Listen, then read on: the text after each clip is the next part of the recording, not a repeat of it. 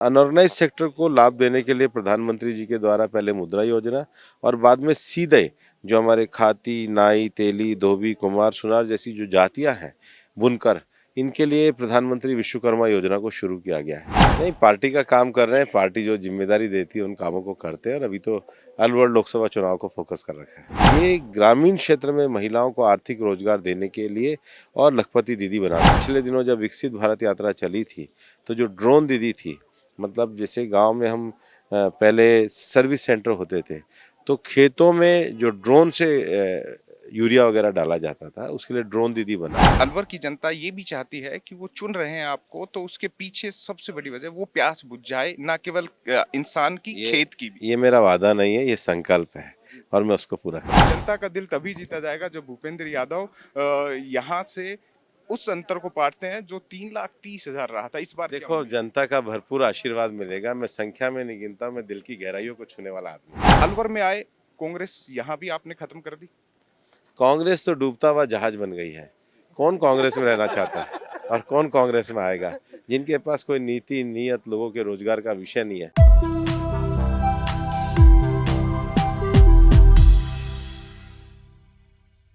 हम राजस्थान के सिंह द्वार में हैं और ये प्रवेश द्वार भी है और ये प्रवेश द्वार राजनीति का भी है। पिछले 5 चुनाव की बात करें तो जो भी सांसद यहाँ से बना वो पहली बार लड़ा और जीता। कार्यकर्ता से लेकर कैबिनेट मंत्री का सफर करने वाले अलवर से भाजपा के उम्मीदवार भूपेंद्र यादव हमारे साथ है। राजस्थान चौक की इस चुनाव यात्रा में स्वागत है सर। ये हमारी 11वीं लोकसभा है जहां हम पहुंचे हैं।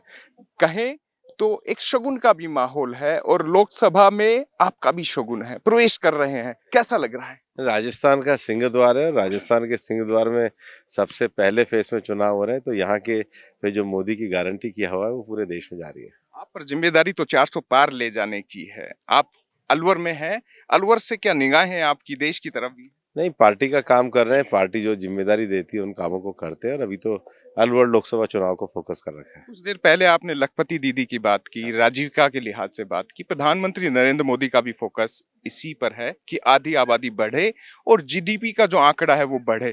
आप पर भी महत्वपूर्ण जिम्मेदारी है, खासतौर पर श्रम की, कौशल की और वन पर्यावरण की। प्रकृति से भी आप सहज। श्रम में तो हमारी सरकार ने 29 करोड़ अनऑर्गेनाइज सेक्टर के लोगों का पोर्टल बनाया है। दुनिया का सबसे बड़ा पोर्टल है जिसमें 400 से ज्यादा ऑक्यूपेशन के लोग हैं।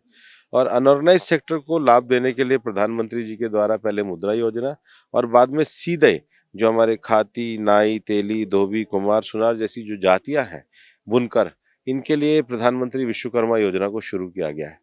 प्रधानमंत्री जी के द्वारा जो देश के 85 लाख सेल्फ हेल्प ग्रुप को प्रमोट करने की बात है, ये ग्रामीण क्षेत्र में महिलाओं को आर्थिक रोजगार देने के लिए और लखपति दीदी बनाने के लिए। और आपने देखा होगा कि पिछले दिनों जब विकसित भारत यात्रा चली थी तो जो ड्रोन दीदी थी, मतलब जैसे गांव में हम पहले सर्विस सेंटर होते थे तो खेतों में जो ड्रोन से यूरिया वगैरह डाला जाता था, उसके लिए ड्रोन दीदी बनाए ताकि उनको वैकल्पिक रोजगार क्या क्या हो सकते हैं, ग्रामीण क्षेत्र के रोजगार की मार्केटिंग कैसे हो सकती है। इसलिए सिंगल विंडो प्रोजेक्ट, लोकल से वोकल, ये सारे जो प्रोजेक्ट पिछले कार्यकाल में माननीय प्रधानमंत्री जी ने देश को दिए हैं। तो एआई का भी जमाना है, प्रधानमंत्री जी बात भी कर रहे हैं वो निश्चित रूप से आर्टिफिशियल इंटेलिजेंस, आखिर 140 करोड़ के लोगों को लाभ देने के लिए हमें डिजिटल टेक्नोलॉजी से कोई परहेज नहीं होना चाहिए। जिक्र भी इसीलिए है क्योंकि आप जिस लोकसभा से लड़ रहे हैं वहाँ पे जापानी जोन भी है, यानी विश्व पर भी निगाहें हैं और खासतौर पर ये औद्योगिक एरिया है। देखिए, हमारी कॉन्स्टिट्यूंसी में जापानी जोन भी है लेकिन हमारी कॉन्स्टिट्यूंसी में डार्क जोन भी है। तो डार्क जोन के पानी की चिंता के लिए हम ईआरसीपी जैसे नहरी प्रोग्राम को लाए, पर जल संरक्षण के लिए अमृत सरोवर योजना, स्थानीय एनिकेट्स को बनाना, लोकल बांधों में पानी लाना, उसके लिए भी हम पूरी तरीके से कार्य कर रहे हैं। मैं पूरे क्षेत्र का भ्रमण भी करके आया, बड़ा मुद्दा था सर यहाँ पे, और वो कह रहे थे कि 22 लाख आपके वोटर्स हैं, उनकी उम्मीद बढ़ गई है कि कैबिनेट मंत्री आए हैं, बड़ा चेहरा आया है और सबसे महत्वपूर्ण भूपेंद्र यादव आए हैं, जो कहते हैं वो कर दिखाते हैं। तो ये पानी का वादा जनता के बीच में खड़े हैं। आपने इंटरव्यू भी, अच्छी बात है कि जनता के बीच में दे रहे हैं एक वादा। अलवर की जनता ये भी चाहती है कि वो चुन रहे हैं आपको, तो उसके पीछे सबसे बड़ी वजह वो प्यास बुझ जाए, ना केवल इंसान की, खेत की भी। ये मेरा वादा नहीं है, ये संकल्प है और मैं उसको पूरा करूंगा। एक और सवाल सर यहाँ बन जाता है, क्योंकि हमेशा ये सवाल विपक्ष उठाता रहता है, खासतौर पर आपके युवा जवानी जोश की बात करते हैं, आप भी जोशी और राजस्थान से जुड़ा हुआ है, अजमेर में पले बढ़े, पिता यहाँ पर रेलवे में जॉब करते रहे, और इसी के साथ एक और मुद्दा यहाँ पर हमेशा उठाते रहे, बाहरी का, लेकिन राजस्थान से ही जुड़ाव है, राजस्थान से ही राज्यसभा सांसद रहे और अब लोकसभा की तरफ बढ़ रहे हैं। हाँ, तो राजस्थान मेरे लिए तो सौभाग्य का विषय है, खबर की अच्छी पैरोकारी करूंगा। पैरोकारी तो सर करनी पड़ेगी, क्योंकि एक महत्वपूर्ण सवाल दो तीन और रह जाते हैं, पीएम मोदी से भी जुड़े हुए और खास तौर पर यहाँ के संगठन के लिहाज से। संगठन का आपने दिल जीता है, अब जनता का दिल जीतने की बारी है, और जनता का दिल तभी जीता जाएगा जब भूपेंद्र यादव यहाँ से उस अंतर को पाटते हैं जो 3,30,000 रहा था। इस बार देखो, जनता का भरपूर आशीर्वाद मिलेगा। मैं संख्या में नहीं गिनता, मैं दिल की गहराइयों को छूने वाला आदमी हूँ। एक बड़ा महत्वपूर्ण सवाल ये भी, आप किसी भी राज्य में जाते हैं, बिहार की बात कर लें, महाराष्ट्र की बात कर लें, मध्य प्रदेश की बात कर लें, यूपी की बात कर लें, लंबी लिस्ट है। अलवर में आए कांग्रेस, यहाँ भी आपने खत्म कर दी। कांग्रेस तो डूबता हुआ जहाज बन गई है। कौन कांग्रेस में रहना चाहता है और कौन कांग्रेस में आएगा? जिनके पास कोई नीति नीयत, लोगों के रोजगार का विषय नहीं है। और आप फिरोजपुर यहाँ पे इस गांव में मैं गया था, उन गांव में देखो, आप पूरे रामगढ़ एरिया में देखो, किस तरीके से लोगों से भेदभाव किया है। पानी को लेकर भेदभाव, पीने के पानी को लेकर यहाँ के विधायकों के द्वारा भेदभाव किया गया। भाई, ये तो ऐसा तो भेदभाव नहीं होना चाहिए जो कांग्रेस के राज में हुआ। सबका साथ, सबका विकास। और जिन्होंने महिलाओं के पानी को लेकर के घपला और भेदभाव किया है, जनता उनको और अच्छा सबक सिखा। कंपनी बाग में एक बुजुर्ग मिले थे, उन्होंने कहा एक सवाल मेरी तरफ से पूछना हाँ। कि भूपेंद्र यादव अब तक तो विधायकों को इकट्ठा करके सत्ता संगठन को मजबूत करते रहे, अब जनता में असली परीक्षा है, ये अग्नि परीक्षा पार करने में क्या उनका अनुभव रहा है? बोले एक एक्सपीरियंस जरूर पूछना, जो जनता के बीच में वो गए सीधे तौर पर। नहीं, अच्छा लगा। और मैं तो संगठन का आदमी हूँ और लोगों का प्रेम मिल रहा है, तो मुझे तो नहीं पता था कि इतना प्रेम मेरे लिए बिखरा पड़ा है। मेरे को मिला है तो मैं उसको सिर पे स्वीकार करता हूँ और कर्जे के सहित उसको लौटा। बड़ा वोट मिलेगा एक से। एक दो सवाल और महत्वपूर्ण है, आपसे जुड़े हुए हैं, क्योंकि आपको चुनावी यात्रा में फिर से पकड़ेंगे हम, ऐसा नहीं है कि इस चुनावी यात्रा में छोड़ेंगे।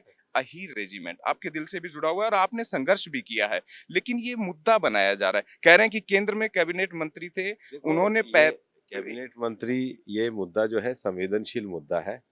और मैं पहली बार कोई आदमी है जो त्रिशूल धाम पे गया है, वहां पे जाके रात्रि बिताई है, और प्रधानमंत्री जी ने वहां पर स्मारक बनाया। इससे पहले तो कभी कांग्रेस ने स्मारक भी नहीं बनाया, खुद राजनाथ जी उसका उद्घाटन करके आए थे।